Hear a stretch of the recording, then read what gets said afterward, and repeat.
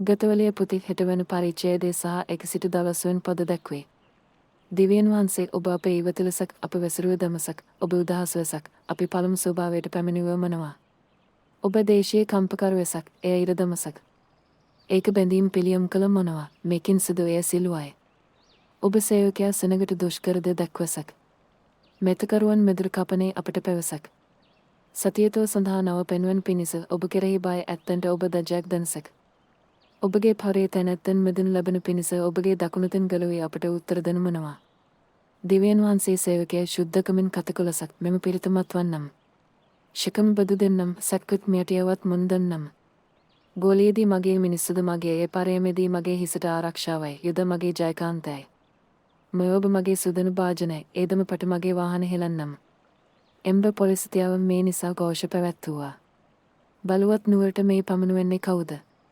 ඒ දිමට මේ පමනුව කවුද? දිව්‍යන් වහන්සේ අපේ ඉවත් හෙළි ඔබ නුවේද? අරත් දිව්‍යන් වහන්සේ ඔබ අපේ සිනුවෙන් සමග නයනසෙක්. ඉදිරිකාරයට විරුද්ධව අපට පිහිටුවව මනවා.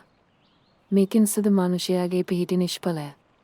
දිව්‍යන් වහන්සේ කරුණකටගෙන වික්‍රමනවත්ව කාර්ය කරන්නමවා. මේකින් සුදු අපේ ඉදිරිකාරයන් පග දමන්නේ උන්වහන්සේමයි. ගතවලය පුති හෙටවන පරිච්ඡේදය සහ 1 වෙනි පද දැක්වේ.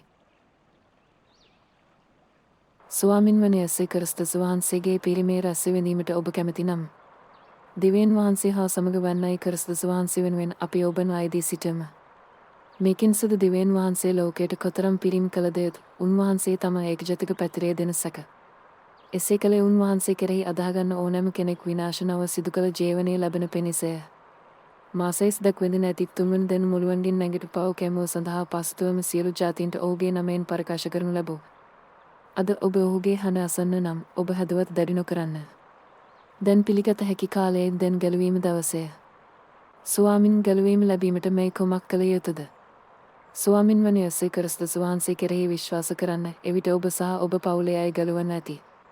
යසේ ස්වාමින් බව ඔබ මුගෙන් පාපොච්චරණය කර දෙවියන් වහන්සේ මුළුවන්ගෙන් උත්ථාන කළ බව ඔබ හදවතින් විශ්වාස කරන්නේ නම් ඔබ ගැලවන්න ඇති.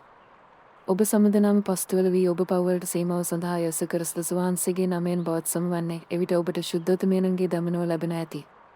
වෙන කිසිවක් තුළ ගැලවීමක් නැත. මේකෙන් සුදු අපට ගැලවීම ලැබිය යුතු වෙනත් නමයක් සමර්ගයේ යට මිනිසුන් අතරද නැත.